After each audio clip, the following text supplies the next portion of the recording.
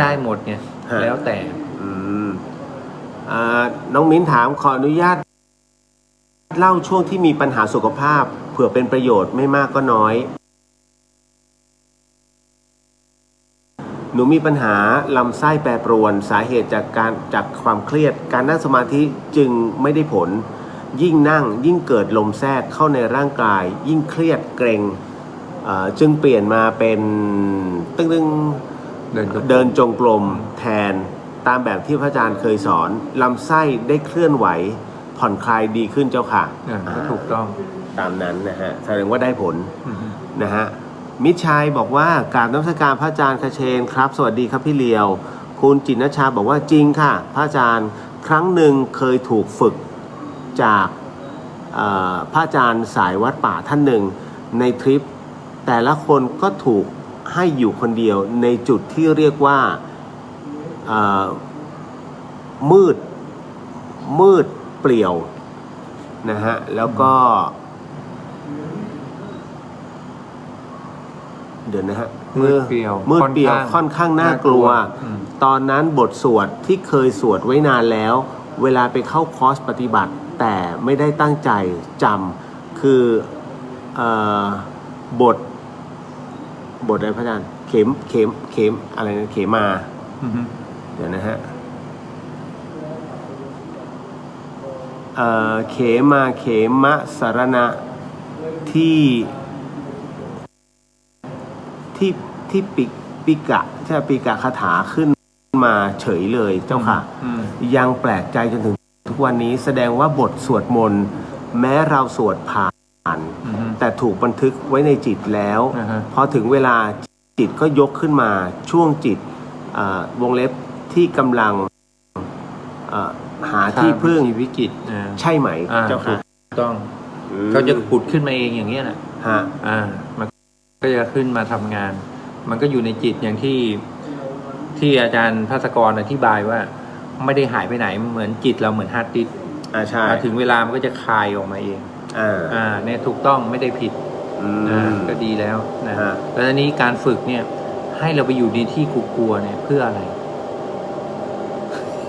เพื่อให้เกิดความไม่กลัวหรือเปล่าพระอาจารย์ยิ่งคำถามว่าต้องย้อนกลับไปดูที่เรากลัวอะไรไล่ไปไล่มาในที่สุดมันกลัวตายกลัวความมืดกลัวทุกอย่างแต่จริงไม่ทำไมกลางวันเนี่ยมันไปได้หมดถึงจะกลัวเปลี่ยวกลัวใช่ไหมเพราะนั้นในยะสำคัญเนี่ยเราต้องหาว่าเรากลัวอะไรกันแน่จริงๆมันไม่ได้กลัวเจ็บมันกลัวตายเห็นไหมแล้วที่มันกลัวอะไรกลัวความมืดแต่ถ้ามันสว่างโล่งโจ้งเนี่ยคุณจะไปกลัวไหมใช่พอมืดเกิดขึ้นคุณไม่เห็นเนี่ยจิตพอจิตมันเกิดการปรุงแต่งมันจะสร้างมโนภาพตรงนู้นตรงนี้อะไรในสิ่งที่เราจริงไม่มีอะไรเลยยกตัวอย่างเช่นแล้วขึ้นอยู่กับการเลี้ยงดูด้วยสิ่งแวดล้อมเนี่ยพ่อแม่สอนมายังไงเราก็จะเพิ่มความกลัวให้กับเราเช่นสมัยเด็กๆเวลาเราร้องไห้งงแงเนี่ยแม่ก็จะบอกว่าไงเนี่ยถ้าไม่เงียบเดี๋ยวให้ตำรวจจับทั้งที่ยังไม่รู้จักเลยตำรวจเป็นไงหรือถ้าไม่นิ่งนะเดี๋ยวจะให้ผีหลอกผีผิดนะเนี่ยเพราะฉะนั้นในย่าสำคัญเนี่ยมันเลยฝังอยู่ในจิตเราใช่เพราะนั้นเวลาไปเจอพอโตขึ้นมาเนี่ยพอเจอเหตุการณ์พวกที่เขาฝังหัวให้กับเราคือพ่อแม่ฝังหัวให้กับเราเนี่ยมันก็เลยส่งผลให้เกิดความกลัวขึ้นมาเป็นผสมโลงเลยนะเพราะนั้นต้องเข้าใจตรงจุดนี้ว่าพ่อแม่สอนมาเนี่ยจริงๆท่านก็ไม่ได้ผิดเพราะท่านไม่รู้ใช่สอนด้วยความไม่รู้อย่างที่เมื่อวานที่ยกตัวอย่างให้ฟังว่าเวลาลูกไปเดินชนโต๊ะแล้วร้องไห้แม่ทำไงตีโต๊ะมันก็เลยเกิดการยึดมั่นถือมั่นตัวตนว่าเราเนี่ยถูกสิ่งอื่นรอบตัวผิดหมดเห็นไหมนี่คือการเลี้ยงดูที่จากสิ่งแวดล้อมที่ปลูกฝังทำให้เราเกิดความชอบหรือความชังแต่บางทีการตีอย่างนั้นก็ครับตัดความรำคาญนะนี่เนี่ยแม่ตีให้แล้วนี่แม่ตีให้แล้วเงียบมันไม่ใช่ไงมันผิดไงมันผิดไงเพราะนั้นตรงนี้มันเลยเราไม่เห็นผลในวันนั้นแต่มันจะส่งผลวันต่อไปหรือในอนาคตเพราะนั้นเราก็จะกลัวโดยที่เราไม่รู้สาเหตุเห็นไหมคุณนัทบอกว่านมัสการอยากให้อธิบายคำว่ามารไม่มีบารมีไม่เกิดจริงๆแล้วมันไม่ใช่หรอก เวลาที่เราทำอะไรสักอย่างเนี่ย ถ้าสิ่งนั้นเราไม่เคยทำเนี่ย มันจะเหมือนยากลำบากใช่ไหมแต่นี้เวลาเราทำอะไรยากลำบากเนี่ย อะไรก็ตามที่มันได้มายากๆเนี่ยเขาก็เลยบอกว่า เนี่ยมารมาขัดขวางไม่ให้เราทำได้สำเร็จแต่สิ่งหนึ่งที่เกิดขึ้น อะไรที่ได้มาง่ายเนี่ย เราจะไม่ค่อยจำใช่แต่สิ่งใดก็ตามที่ได้มายากเย็นแสนเข็ญเนี่ย มันจะจำขึ้นใจจนวันตาย คล้ายๆกับว่าของฟรีดูดูเหมือนไร้ค่าแต่ถ้าเสียตังค์เยอะๆโอ้ยของดีนะเพราะนั้นในย่าสำคัญตรงนี้ก็เป็นตัวชี้ว่าสิ่งใดก็ตามถ้าได้มายากมันจะมีคุณค่าสำหรับใจเราอ้าวคุณสุพนันท์บารมีคืออะไรคะอาจารย์ยาวเลยเพราะบารมี10เนี่ยบารมีคือการสร้างสมประสบการณ์นะอย่างเช่นเราให้ทานช่วยเหลือคนมาเนี่ยก็คือการสร้างทานบารมี และตรงนี้จะเป็นบาดฐานให้เราได้บริวารเวลาเราไปทำกิจการอะไรที่มันใหญ่โตเนี่ยจะมีคนมาช่วยเหลือเกื้อกูลเราช่วยเขาด้วยแรงเขาก็จะมาช่วยเราด้วยแรงถ้าเราช่วยด้วยทรัพย์สินเขาก็จะมาช่วยเราเรื่องทรัพย์สินมันก็ตรงช่องทางนะเพราะฉะนั้นเวลาเราอย่างโยมเรียวเนี่ยให้ธรรมะเป็นทานช่วยเหลือเวลาบอกบุญใครเนี่ยคนนู้นก็มาช่วยคนนี้ก็มาช่วยเพราะมันเกิดจากบารมีที่เราบอกบุญดีกว่าบอกบาปใช่ผมก็ถือแบบนั้นเพราะนั้นในย่านสำคัญอันนี้คือการสร้างบารมีครับนะพอเข้าใจเนาะเรื่องบารมีมีหลายอย่างบารมีคุณแอปเปิลบอกว่าสาธุพระอาจารย์ทำไมหรือทำไมเขาจึงไม่ให้เราจำอดีตชาติได้ถ้าเราจำอดีตชาติได้เนี่ยมันยุ่งนะมันยุ่งตรงไหนรู้ไหมเพราะนั้นอย่างบางทีมีคนมาทักว่ายกตัวอย่างอาตมาบอกว่าถ้าเป็นพระหรือคนที่นับถือเนี่ยมาบอกเราว่าโยมเนี่ยอดีตชาติเนี่ยเป็นเท่าแก่ร้านทองโต๊ะกังเยาวราชโอ้โหคราวนี้ ยืดเลยคำถามว่าปัจจุบันเนี่ยไปเอาได้ไหมคุณบอกไปเคาะประตูเรียกเฮ้ยว่าเนี่ยเป็นกงของร้านลื้อเนี่ยเขาจะให้ทองเราไหม คือถ้ามันจำระลึกชาติได้เนี่ยมันยุ่งไหมล่ะใช่มันจะจำได้หมดเลยมันจะวุ่นวายมากเลยไอ้นี่เคยเป็นสามีเราไอ้นี่เคยเป็นภรรยาเราไอ้นี่เคยเป็นลูกโอ้โหมันจะยุ่งเหยิงใช่มันจะสับสนมากเลยสังเกตไหมมันจะเกิดความวุ่นวายเลยเหมือนเราอยู่โรงพยาบาลบ้าแต่มันก็มีนะคือไม่เถียงเรื่องภพชาติเนี่ยเราเกิดมาเป็นพระราชามหากษัตริย์คนบ้อยบ้าบอดหนวกเป็นมาหมดแล้วเป็นหญิงเป็นชายเป็นกระเทยอะไรพวกนี้เป็นมาหมด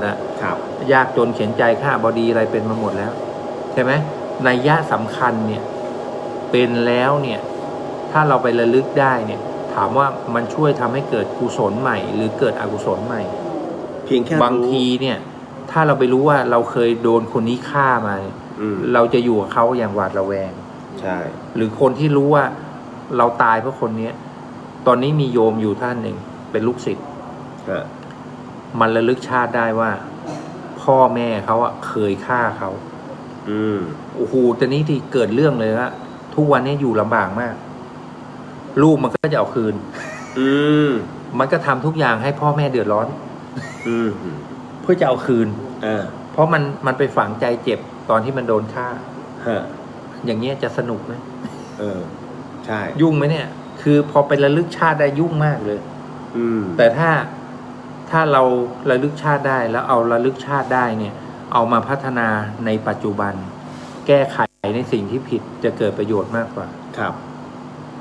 ชาติที่แล้วทำไม่ดีชาตินี้ทำดีซะชาติที่แล้วทำดีชาตินี้ทำดีให้มากขึ้นอันนี้จะมีประโยชน์มากกว่าที่รู้ไป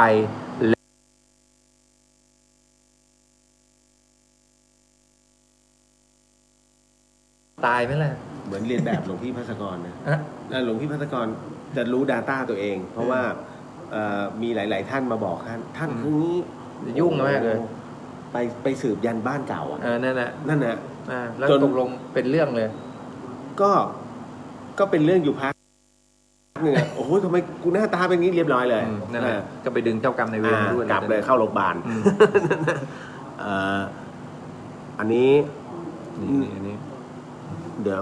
รู้สึกจะมีอันนี้ต่อฮะเห็นนะครับ โอ้เยอะฮะ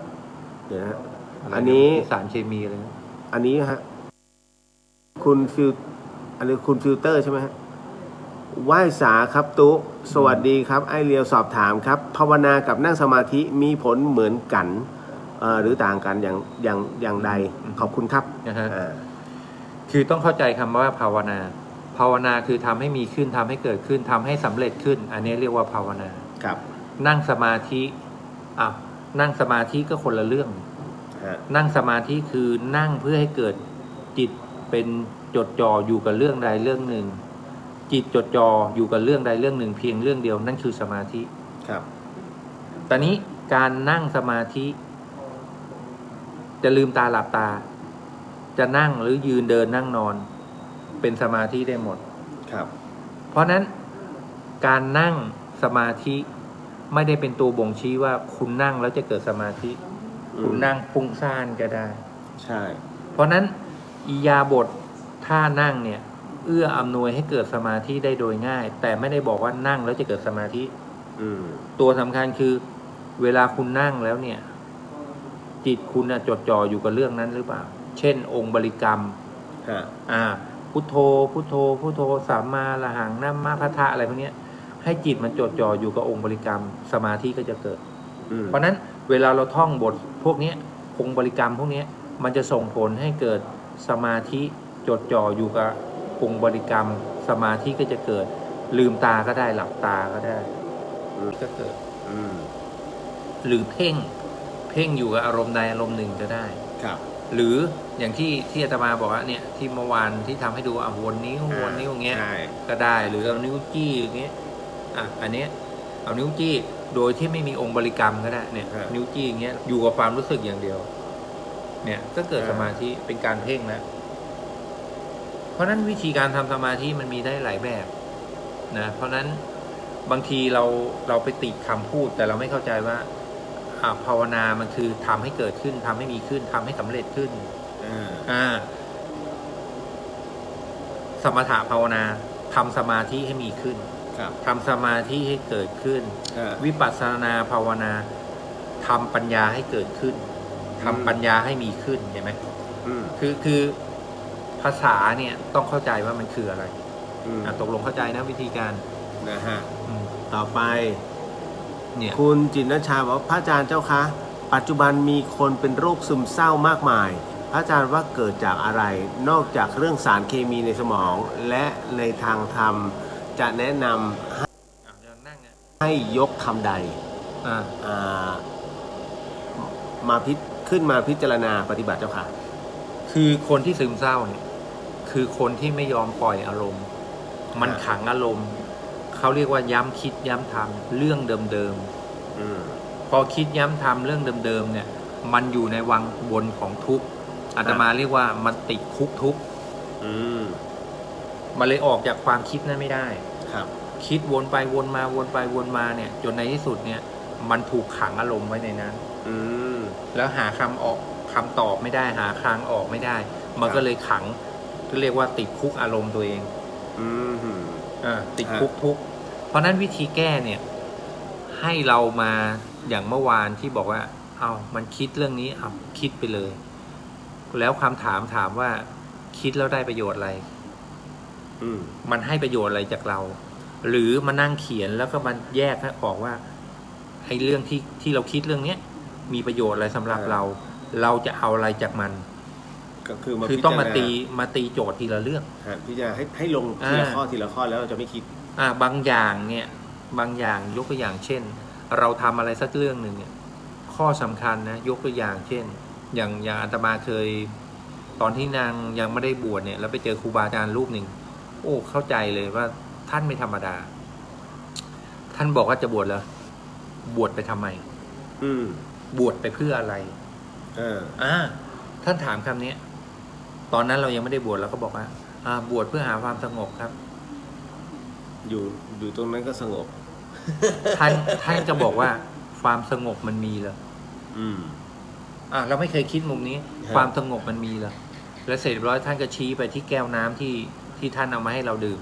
ท่านชี้ไปที่แก้วน้ำแล้วท่านถามว่านี่อะไร อืม เราก็บอกแก้วน้ำพอเราบอกว่าแก้วน้ำท่านก็บอก เมื่อเห็นเป็นแก้วน้ำมันก็ไม่สงบแล้วเพราะจิตมันปรุงแต่งไปดึงสัญญามา โอ้โหเจอลูกนี้เข้าไป อีกอันหนึ่งบวชเนี่ยจะเอาอะไร ให้ไปเอาสมุดมาเขียน1 2 3 4 5บวชแล้วจะเอาอะไร อืม ถ้าบวชไปแล้ว1 2 3 4 5ที่เขียนแล้วไม่ได้ตามเนี้ยจะอยู่หรือมาเนี่ย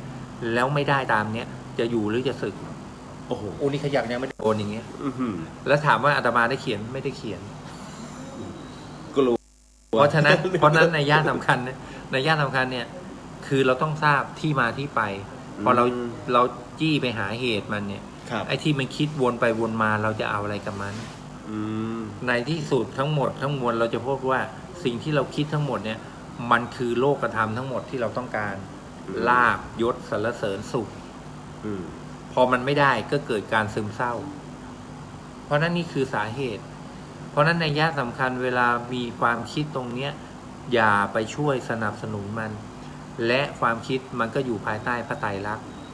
มันคิดไม่ได้เรื่องนั้นเรื่องเดิมหรอกเดี๋ยวมันก็เปลี่ยน อืม เพราะมันมีการกระทบมีสิ่งแวดล้อมมาแปรปรวนอยู่กับเราตลอดแต่นี้ในยะสำคัญเนี่ย ดูตรงนี้ให้ดีเนี่ย ในตัวเราเนี่ยความคิดมันจะเกิดขึ้นตรงนี้ ฮะ ตากระทบรูปก็มีความคิด ครับ ตาหูจมูก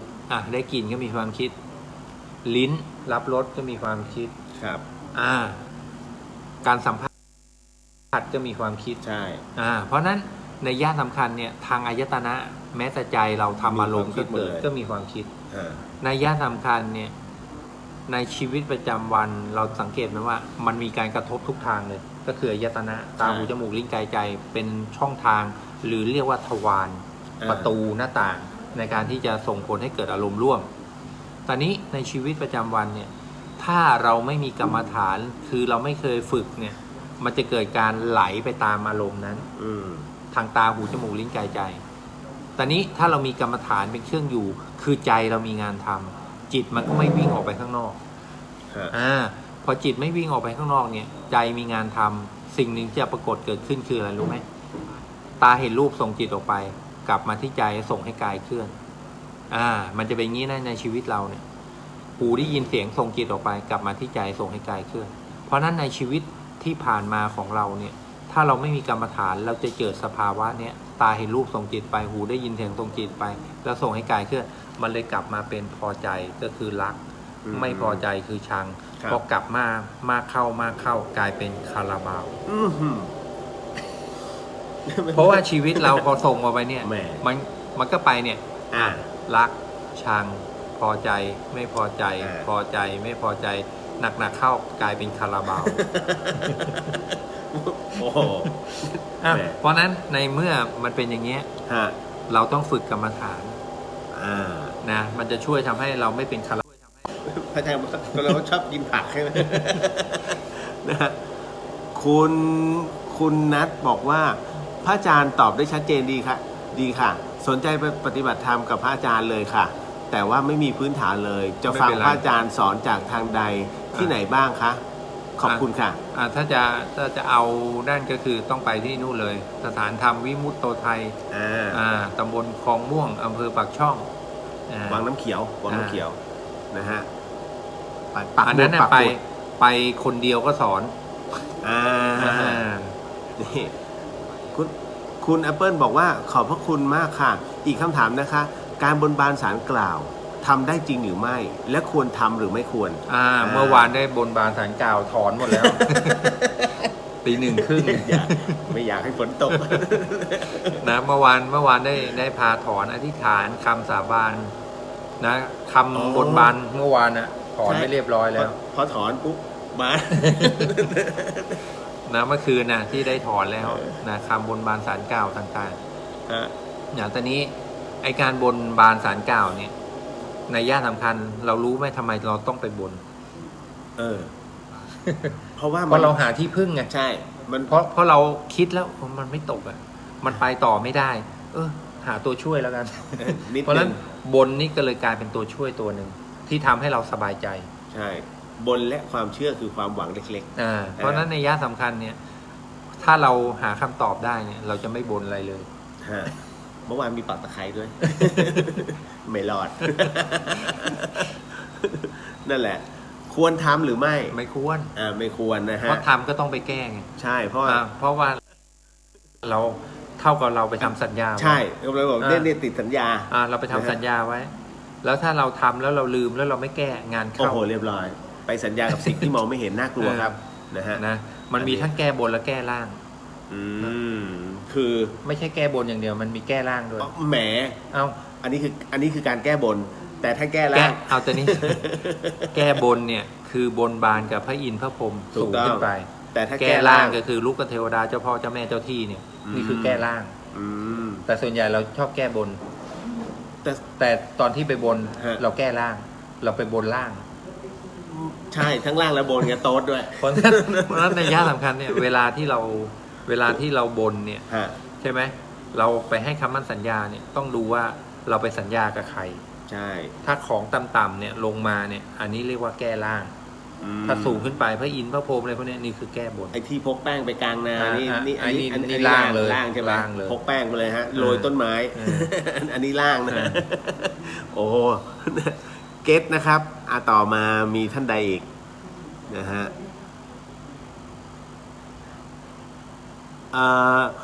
รู้ไปก็เท่านั้นเจ้าค่ะ และเกิดมิจฉาทิฏฐิขึ้นทุกวันอันนี้หมายถึงว่าระลึกชาติ นะฮะมีข่าวมีให้เห็นอยู่ต่อเนื่องอยู่ต่อเนื่อง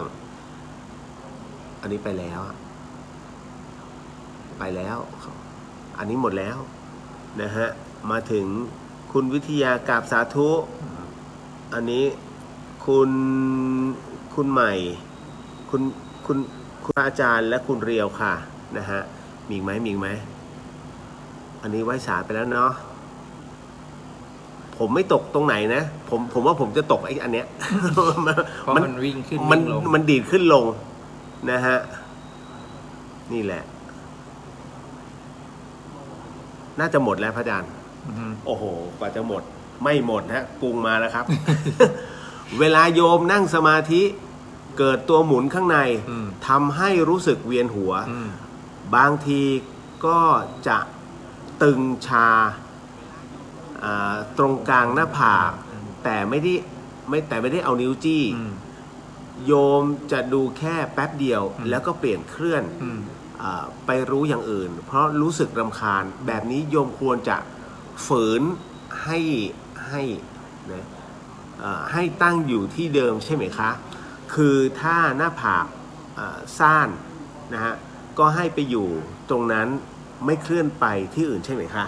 คือตอนนี้ไอ้ที่เมื่อกี้ ไอ้ที่เมื่อกี้อาตมาให้ทำอย่างเงี้ยนี่คือเป็นวิธีง่ายที่สำหรับสอนเด็กนะตรงเนี้ยพอเราวางไว้ตรงเนี้ยนะหรือฐานที่ตั้งของจิต เวลาเราเดินจงกรมเงี้ยยกตัวอย่างพุทโธเงี้ยให้ระวางความรู้สึกไว้ตรงนี้ลืมตานะตอนเดินให้วางความรู้สึกไว้ตรงเนี้ยให้มันรู้สึกตรงนี้แล้วก็เดินจงกรมไปนะพุทโธไปแต่ความรู้สึกอยู่ตรงนี้เปรียบเทียบให้เห็นง่ายๆว่าองค์บริกรรมพุทโธเนี่ยเปรียบเหมือนเชือกจิตของเราที่ไปคิดไปปรุงแต่งต่างๆเนี่ยเปรียบเหมือนวัวตรงนี้คือหลักที่เราปักไว้แต่ถ้าเราเดินจงกรมเนี่ยโดยไม่มีหลักปักไว้เนี่ยเปรียบเหมือนวัวมาลากเชือกแล้วไปกินหญ้าที่อื่นแต่พอสุดเชือกพอสุดเชือกเนี่ยแต่เรามีหลักปักวัวตรงนี้เขาจะไม่ไปไกลตัวใช่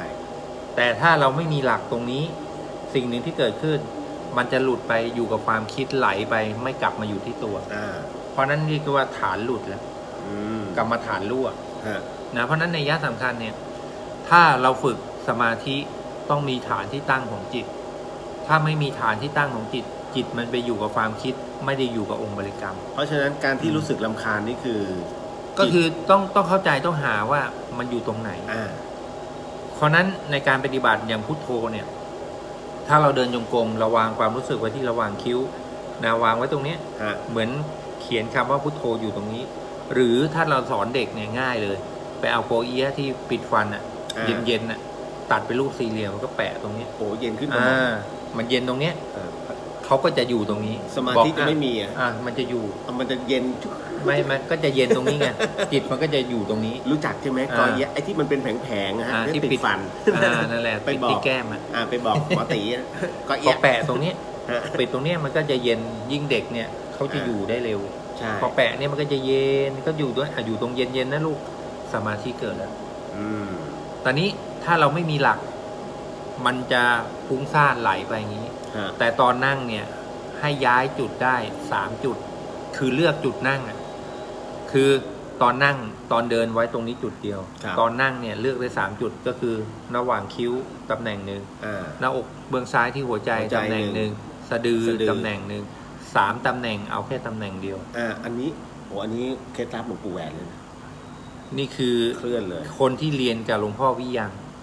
ม หลักสูตรครูสมาธิ นี่เหมือนกันเลยหลวงปู่ ใช่ แหวน ก็เหมือน หลวงปู่แหวน ก็คือ บอกแบบ สาย นี้ สายผ้าป่าจะเป็นอย่างนี้ ฮะสายหลว นะ งปู่ สาย มั่น หลวงปู่มั่นเนี่ย ฮะ นะเพราะฉะนั้นในย่าสำคัญเนี่ย ฮะ มันต้องมีที่ตั้งของจิต ถ้าไม่มีที่ตั้งของจิต จิตมันจะไหลไปอยู่กับความคิด ครับ เพราะฉะนั้นเราเดินจงกรมถ้าเราไม่มีที่ตั้งของจิตเนี่ยเดินไปไม่รู้พุทโธหายแล้วไปอยู่กับคิด อืม นี่คือวัวลากเชือกหายไปแล้ว หลุดจากหลัก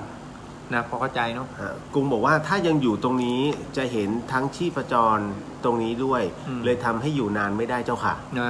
เพราะฉะนั้นเวลาที่อยู่ตรงเนี้ยไม่ได้ไปเก็บรายละเอียดกับมัน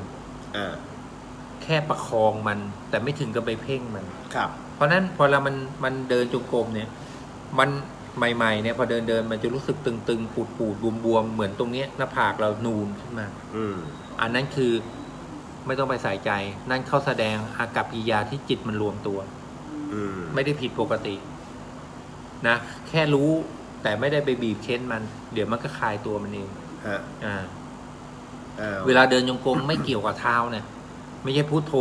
เป็นฝาพุทเป็นฝาโธเป็นซ้าย ไม่ได้เกี่ยวกับเท้าเลย ให้วางความรู้สึกไว้ตรงนี้ แล้วก็พุทโธอยู่ตรงนี้ ไม่เกี่ยวกับเท้า ไม่เกี่ยวกับลมเนี่ยคือต้องทำให้ถูกนั่นนะฮะต่อมาเอาอันนี้ก่อนแล้วกัน คุณปาล์มบอกว่าสาธุสาธุพระอาจารย์คเชนคนเดียวก็สอนด้วยกลับเมืองไทยจะไปกราบหนูมีเวลาอยู่เมืองไทยแค่6 เดือนเจ้าค่ะ โอ้โห นะฮะ บรรลุแล้ว ยิ่งเข้าพรรษา คุณนพบอกว่าพระอาจารย์คะเมื่อก่อนโยมไปปฏิบัติเดี๋ยวสิอย่าเพิ่งขึ้น ไปไหนละเมื่อก่อนโยมเคยไปปฏิบัติ3 วันพอว่างก็กวาดลานวัดจิตก็คิดว่าถ้าเราทำงานก็น่าจะเสร็จไปหลายงานแล้วไปบ่อยแต่จิตจะกลับไปที่ทำงานไปที่งานจิตจะกลับไปที่งานแต่ช่วงโควิดเข้ามาเกิดปัญหากับชีวิตหนักมากทั้งที่บ้านและที่ทำงานน่าจะเป็นเช่นนั้นฮะ นะ ที่ทำงานที่ทำงานแล้วก็ปึ้งเดี๋ยวนะฮะเดี๋ยวนะที่ทำงานกำลังขับรถอยู่รู้สึกตัวเองไม่เอาไหนเลยจะอยู่ไปทำไมรู้สึกอยากตายวงเล็บซึ่งความคิดแบบนี้เนี่ยไม่เคยมีมาก่อนจึงโทรหาจิตแพทย์ที่โรงพยาบาลเดี๋ยวแป๊บหนึ่ง แล้วโทรหาคลินิกจิตแพทย์หมอบอกรอถึง2 เดือนโอ้โหช่วงนี้ก็เลยจอดรถอยู่ข้างถนนช่วงนั้นก็เลยจอดรถอยู่ข้างถนนอยากตายนะฮะแล้วก็แต่อยู่ๆในมือถือ Facebook ก็เด้งคำสอนของหลวงพ่อวัดต่างๆขึ้นมาเลยเปิดฟังสอนเกี่ยวกับกรรมหลายอย่างจนใจนิ่งขึ้นนะฮะสอนเกี่ยวกับเดี๋ยวขึ้นมีฮะ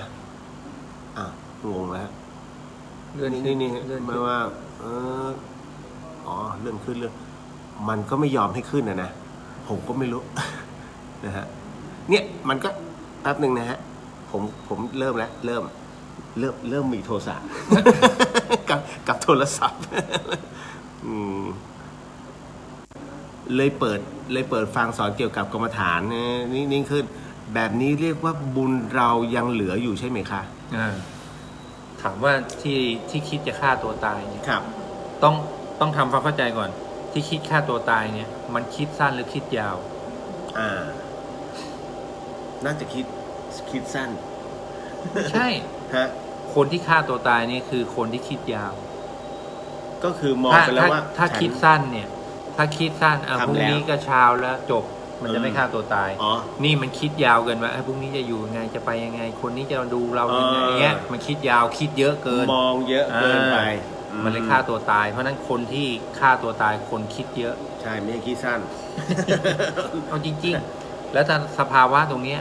เพราะเราหวังอะไรจากสิ่งที่เราทำไม่ว่า ครับ หน้าที่การงาน แล้วมันเจอโควิดเนี่ย ครับ มันเลยหาทางออกไม่ได้ อืม มันเลยเกิดสภาวะอันเนี้ยเริ่มซึมเศร้า อืม เพราะมันย้ำคิดย้ำทำเรื่องเดิมเรื่องเก่าซ้ำไปซ้ำมา หาทางออกไม่ได้ติดคุก อืม ติดคุกความคิดหนักๆเข้าก็เลยอยากจะออกคุกฆ่าตัวตาย อ่า คิดว่าฆ่าตัวตายแล้วจะหลุดจากคุกเปล่าลงนรก อืม ติดคุกหนักเลยตอนนี้ ใช่ นะเพราะนั้นไม่ว่าอะไรจะเกิดขึ้นห้ามฆ่าตัวตายโดยเด็ดขาด ฮะ เพราะฆ่าตัวตายทำบุญอะไรทำลำบากยากมาก ตัดร้อนด้วย เพราะฉะนั้นในย่าสำคัญเนี่ย ถ้าคุณจะคิดฆ่าตัวตาย คุณต้องทำกรรมฐานให้เยอะ ครับ ๆ เพราะว่ากรรมฐานเท่านั้นจะช่วยคนที่ฆ่าตัวตายได้ อืม ถ้าคุณไม่เข้าใจเคล็ดลับตรงเนี้ย ครับ คุณฆ่าตัวตายไปเหนื่อยแน่นอน อืม เพราะไม่มีใครทำบุญจากกรรมฐานให้กับคุณ ฮะ เพราะฉะนั้นในย่าสำคัญเนี่ย ถ้าคุณทำบุญจากกรรมฐานได้เนี่ย สามารถช่วยคนที่ฆ่าตัวตายได้ ครับ นะเพราะฉะนั้นในย่าสำคัญเนี่ย มันเป็นกรรมหนัก อืม นะถ้าเราทำไปแล้วมันหาทางช่วยเหลือยาก อันนี้ นะต้องเอากรรมฐานอย่างเดียว อันนี้ เพ ยัง ราะ ไม่ นั้น ถึงข่าว อย่าคิดฆ่าตัวตาย ฮะ นะกว่าจะเกิดก็ยากแล้ว ใช่ ตายอะมันไม่ยากหรอก แป๊บเดียว นะฮะ แต่ตายไปแล้วทีต้องไปใช้กรรมเนี่ยหนัก ใช่ นะ เดือดร้อนคนข้างหลังด้วย เพราะฉะนั้นในย่าสำคัญเนี่ย เราต้องกลับมาดูว่าไอ้ที่มันต้องการน่ะเราคือต้องการอะไร ครับ ทำไมจึงคิดฆ่าตัวตาย อืม แล้วเราว่าตายแล้วมันจบมันไม่จบเนี่ย ฮะ เพราะนั้นห้ามคิดอย่างนี้เลยเด็ดขาดนะมันบางทีมันมีความคิดที่แบบ ไอ้สภาวะตรงเนี้ย มันมีความคิดที่เรียกว่าปัจจุบันทันด่วน ครับ นะไอ้สภาวะตรงเนี้ยเข้าใจอยู่อาตมาก็เคยคิดสมัยเด็กๆ เคยคิดฆ่าตัวตาย เพราะว่าโดนสภาวะบีบคั้นก็คืออาตมามีพี่น้อง5 คนอาตมาเป็นพี่ชายคนโตแล้วมีน้องอีก4 คน น้อง4 คนเวลาทำอะไรผิด มันไม่โดนตี พ่อจะมาตีอาตมา หาว่าไม่ดู หาว่า น้อง ไม่ดูแลน้อง นั่น พอโดนตีหนักๆเข้า มันก็เกิดความคิดอย่างเด็กๆ เอาว่าถ้าไม่มีเราเขาจะตีใคร คิดอยากจะรู้ว่าถ้าไม่มีเราเขาจะตีใครทำไมตีเราอยู่คนเดียว ก็คิดจะผูกคอตาย ก็เอาเชือกไนล่อน ขึ้นชั้นบน บ้านเป็น2 ชั้น ข้างล่างเป็นปูนข้างบนเป็นไม้ ก็วิ่งขึ้นบันไดไปนะเป็นบันไดไม้ อีก3 ขั้นจะถึงชั้นบนแล้ว สะดุดขั้นบันไดเหมือนโดนใครถีบไม่รู้อะสะดุดขั้นบันไดหน้าแข้งเนี่ยกระแทกกับขอบบันได ปวด ทั้งจุก เจ็บ ทั้งเจ็บโอ้โหขนาดไม่ผูกคอตายยังจุกยังเจ็บงี้ไม่ผูกแล้ว